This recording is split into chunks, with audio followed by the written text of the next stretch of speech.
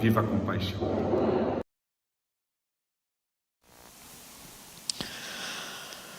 O que eu queria falar hoje é sobre o impulso para isso tudo.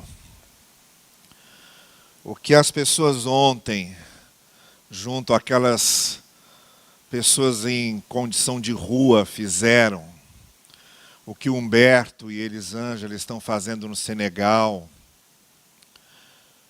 e o que nós podemos fazer ainda mais, ampliando cada vez mais nosso raio de ação como igreja e o nosso raio de ação pessoal, porque são duas coisas que precisam caminhar juntas.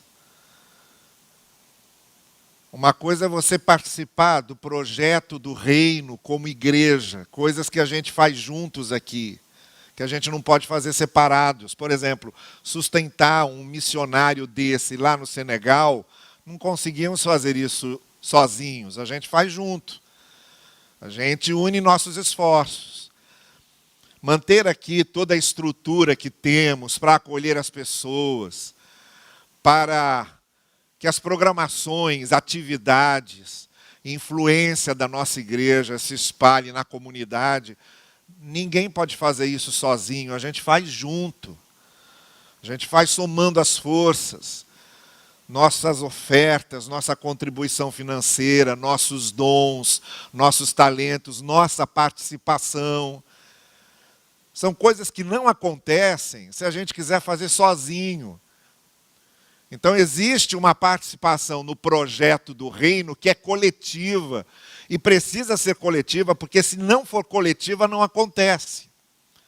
Mas junto disso, você precisa ter o seu projeto do reino individual, no lugar onde você trabalha, no lugar onde você mora, as pessoas que rodeiam você. Uma coisa é você participar desse projeto coletivo, que a gente não pode fazer sozinho. Precisa dessa cooperação intensa, dinâmica. Outra coisa é você, no lugar em que você trabalha, começa lá um momento de oração com seus colegas de trabalho, ou aconselha alguém que está passando uma aflição muito grande, ou promove uma rede de apoio lá para atender um colega, um vizinho que está passando necessidade. A gente individualmente também tem muita coisa a fazer fora do coletivo eclesiástico, fora da comunidade de fé, porque, como diz o tema do nosso tema desse ano, a igreja é o corpo de Cristo vivo, de Cristo, que está onde estivermos, porque nós é que somos igreja. Bom, isso está, acredito, muito claro. Eu só estou enfatizando alguns desses pontos, mas hoje, muito especialmente, como o tema da própria campanha é a questão da compaixão, eu queria falar sobre isso como impulso para a gente. Porque uma coisa é a gente fazer o que faz para negociar com Deus, por exemplo. Para ser abençoado. Eu fazer com o interesse de receber bênçãos de Deus. Ou então, fazer porque eu sei que um dia eu vou morrer e quero ter certeza de que Deus vai me aceitar lá no céu. Então eu faço isso para garantir uma entrada franqueada no paraíso. Ou faço para mostrar que posso, para que outros me admirem. Como Jesus Cristo falou de como os fariseus, por exemplo, ajudavam os carentes dando suas esmolas, não tinham outro objetivo a não ser uma autoexibição, a não ser promover admiração. Há vários motivos pelos quais eu posso agir em favor das pessoas, mas há um só motivo certo, que é ser movido pela compaixão. E isso significa o seguinte: eu faço porque eu amo, eu tenho compaixão, eu tenho misericórdia. Se eu não receber nenhum pagamento de Deus por isso. Se Deus não me abençoar, eu continuo fazendo. Se isso não servir como entrada no paraíso, eu continuo fazendo. Porque está em mim, na consciência da compaixão e da misericórdia, fazer isso. E vou até mais longe, eu vou até mais longe.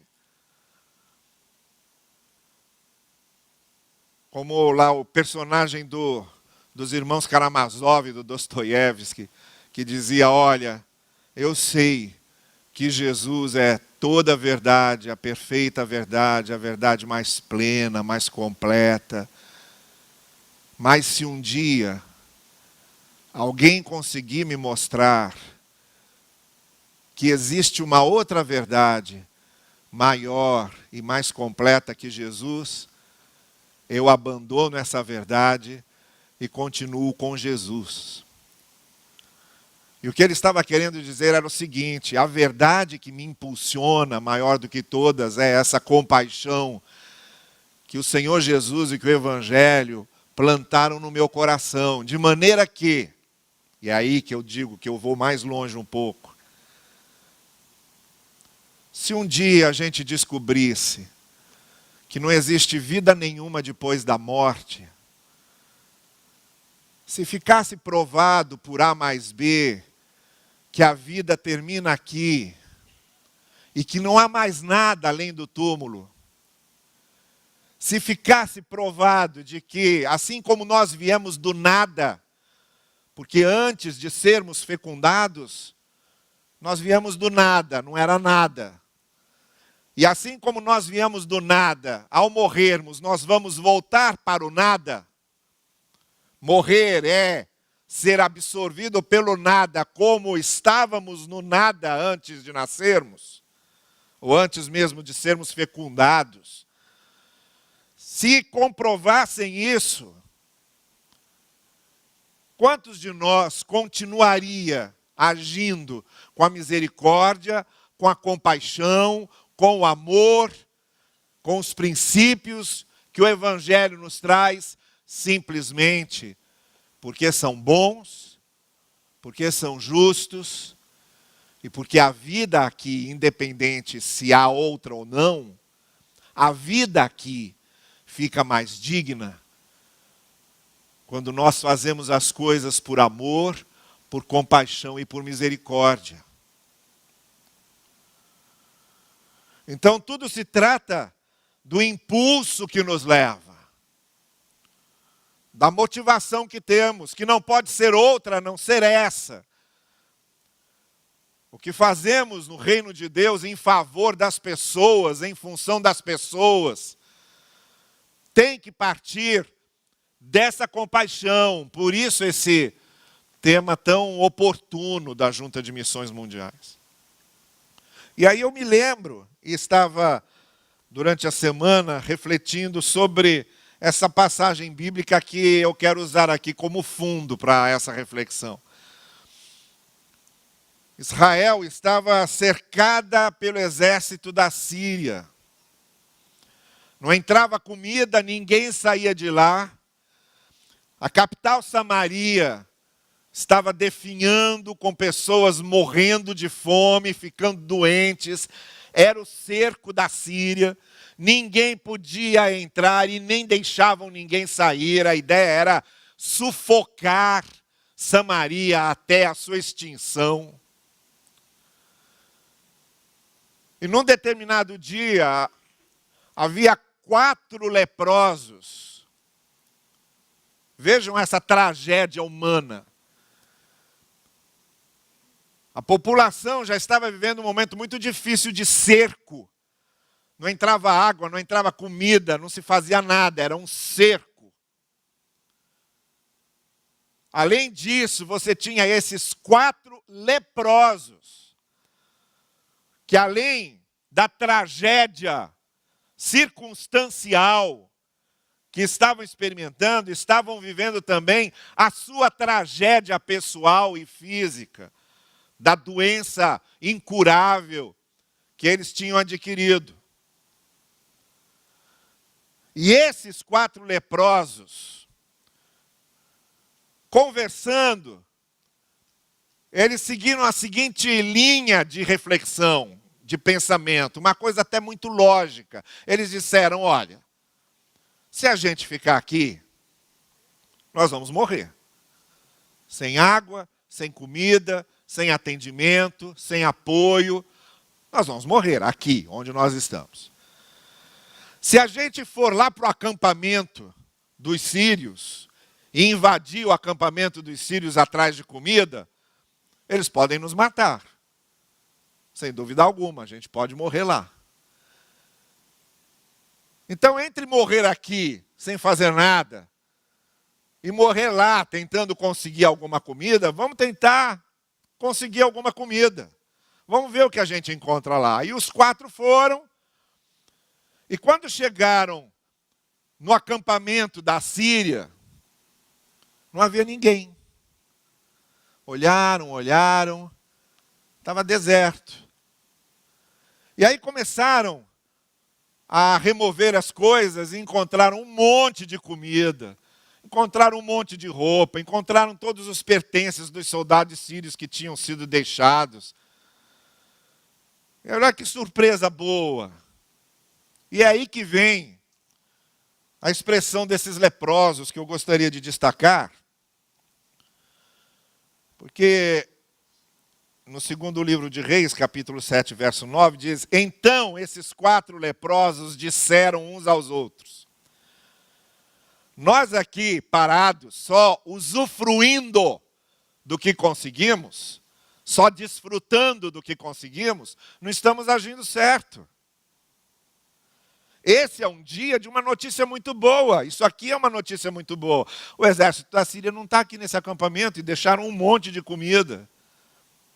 Não podemos ficar calados. Se esperarmos até de manhã, talvez sejamos punidos de alguma forma por esse egoísmo nosso. Vamos imediatamente contar em Samaria, no palácio do rei, que o exército da Síria já não está mais aqui. Quando o rei recebe essa notícia, ele até pensa que é uma armadilha dos sírios. Ele chega a dizer, não, cuidado. Eles devem ter se escondido, e quando a gente entrar lá, eles vão nos atacar. Mas aquilo não era a cena da Guerra dos Tronos, não. Eles tinham fugido mesmo. Não estavam lá. Depois a gente fica sabendo, pela leitura posterior, que ouviram um grande ruído, pensaram que o rei de Israel tinha feito um grande acordo com outras nações, e estava todo mundo vindo contra eles e saíram fugindo. Mas isso a gente vai descobrir depois. Aqui, nesse momento, os leprosos estão lá conscientes do que eles precisam fazer. E em cima dessa reação desses leprosos, é que eu gostaria de tecer rapidamente aqui 3 reflexões sobre esse impulso da compaixão, esse impulso da misericórdia, que é o impulso certo. É o único impulso certo. É o único impulso certo para agirmos em favor dos outros, em favor do reino, no socorro às pessoas, na proclamação do Evangelho, no envio de missionários.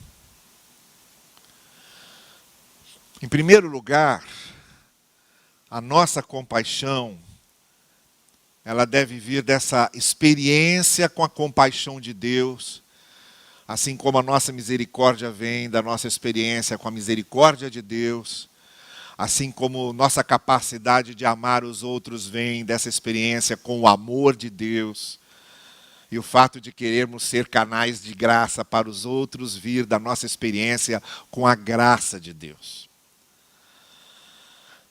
Naquele primeiro momento, os leprosos se sentiram agraciados. Meu Deus, que surpresa boa é essa!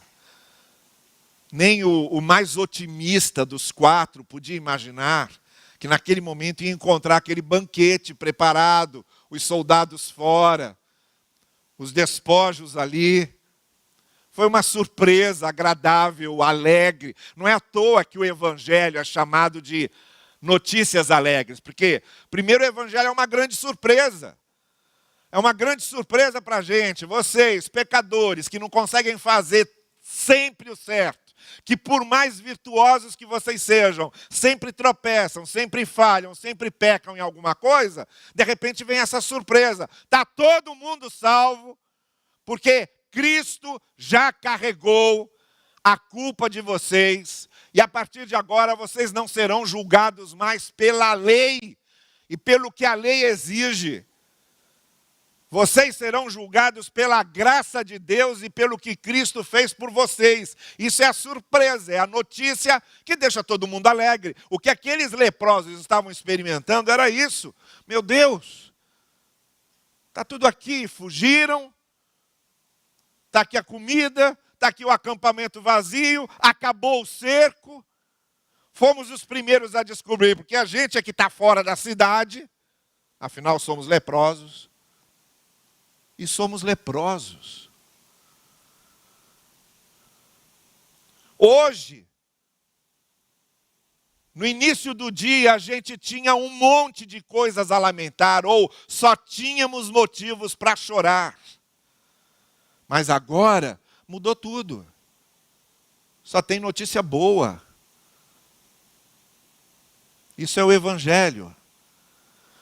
E isso é ter essa experiência com amor, com a misericórdia, com a compaixão de Deus, e que transforma a nossa vida. O nosso encontro com a compaixão de Deus por nós muda a nossa vida. Então, o que aqueles leprosos sentiram e que serviu de impulso para eles fazerem o que fizeram, é o que nós precisamos sentir para servir de impulso, o único impulso possível, o único impulso verdadeiro e correto, que começa aqui, na experiência com a compaixão de Deus, com a graça do Senhor, com o amor do Senhor. Não tem por onde. Se Deus me amou, eu amo. Se Deus me perdoou, eu perdoo. Se Deus foi compassivo comigo, eu sou cheio de compaixão com os outros. Se Deus teve boa vontade comigo, eu terei com os outros. Se Deus foi misericordioso comigo, eu serei misericordioso com os outros. Se Deus é pacificador comigo, eu serei pacificador com os outros. Meu Deus, é tão fácil entender. É essa força motriz de onde vem todo o resto. A experiência com a compaixão de Deus é que nos torna compassivos de maneira inevitável. A segunda coisa que eu percebo nesses leprosos foi o caráter de urgência. Quem está sofrendo, quem está nas trevas, quem está perdido, quem está passando fome, quem está em aflição, não pode esperar. Precisa daquela palavra de apoio, precisa daquele momento de oração, precisa de uma ajuda concreta, precisa do prato de comida, precisa do agasalho. Naquela hora, não tem como adiar uma ação de compaixão. A pessoa está precisando de perdão, ela precisa ser perdoada. A pessoa está numa grande aflição e num grande desespero, ali ela precisa ouvir uma palavra de conforto, de encorajamento, ser alvo de uma ação confortadora e encorajadora. Os leprosos tiveram essa consciência de urgência, eles disseram, não vamos esperar até o amanhecer, a gente até podia ficar aqui durante a noite, comendo, bebendo, festejando, o exército sírio já não estar aqui, mas toda a ação de compaixão tem um caráter de urgência, há um apelo de rapidez, de dinamismo, de correspondência imediata. E quando a gente olha para Deus agindo em favor de nós, a gente vê isso muito bem figurado na parábola do filho pródigo, do pai correndo para receber o filho no portão, trazê-lo logo para dentro. Um homem naquela condição social, um fazendeiro, um latifundiário, um homem respeitado na sua sociedade, um homem rico, um homem que era vitrine, para quem todo mundo olhava, não saía correndo na frente dos empregados. Era vergonhoso, ele tinha que ter um porte, ele tinha que ter uma conduta, ele tinha que ter um comportamento. O respeito vinha da estética também. E aí, de repente, esse homem sai correndo igual uma criança. Isso aí é igual cair na rua, na frente de todo mundo, e levantar sem vergonha nenhuma e continuar caminhando. Porque adulto, quando cai na rua, mais do que a dor é a vergonha que ele sente. Já percebeu isso?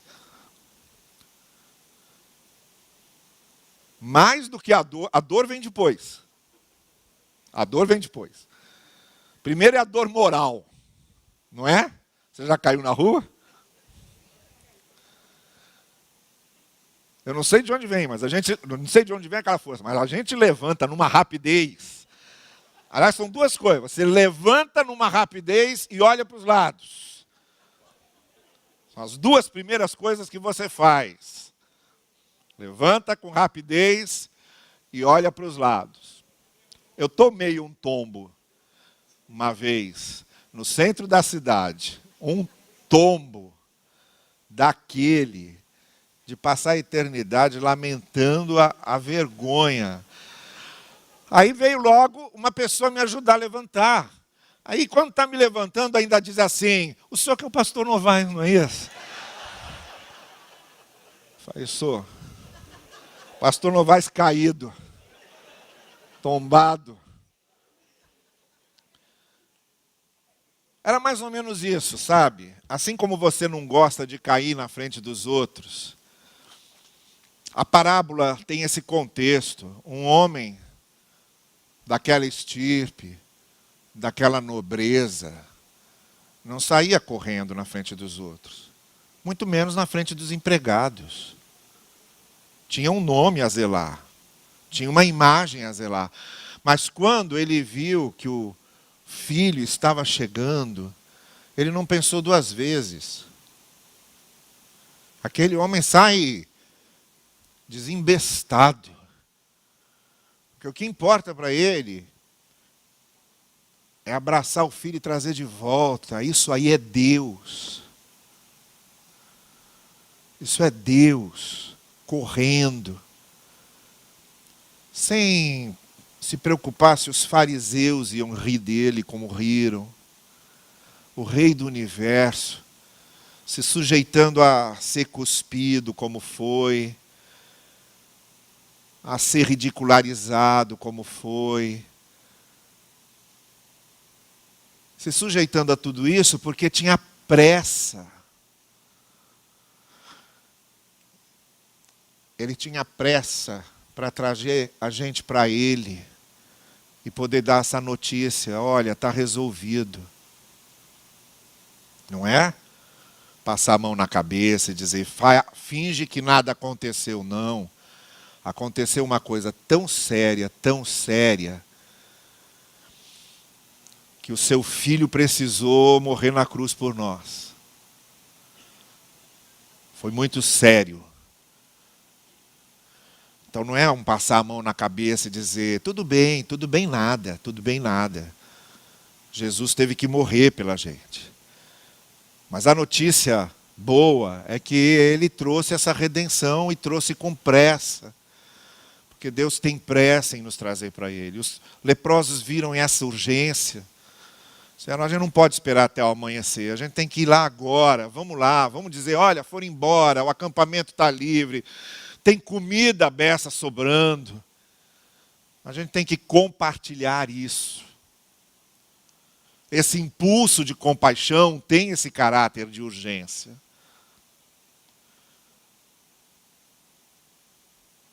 E a terceira e última coisa, que pertence à identidade desse impulso de compaixão, é que ele é algo que se transforma numa coisa prática. concreta, num gesto, num fazer. E veio assim, primeiro, consciência de que eles foram agraciados, é boa nova, é evangelho, olha que coisa boa aconteceu com a gente. Segundo, a consciência da urgência. A gente tem que espalhar isso para outros, tem que compartilhar isso com outros. Assim como fizeram bem a gente, temos que fazer bem aos outros. Assim como a gente foi agraciado por Deus, temos que agraciar os outros. E em terceiro lugar, eles transformaram isso num gesto muito concreto. Saíram de lá, foram para o palácio do rei e foram comunicar essa boa nova. O exército sírio já não está mais cercando Samaria. O que era um sentimento, o que era uma experiência, o que era uma ideia, se transformou num gesto, numa prática, num testemunho gestual, concreto, se transformou numa ação.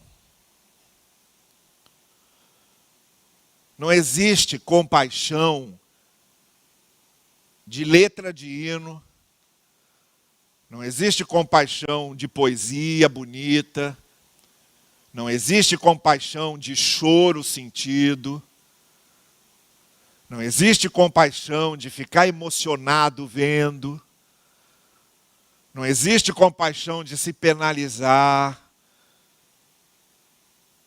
Só existe a compaixão que se torna um gesto, que se torna uma ação, que vai ao encontro, que faz alguma coisa, que produz algo, para que o outro experimente, sinta o nosso amor, a nossa compaixão, a graça que temos.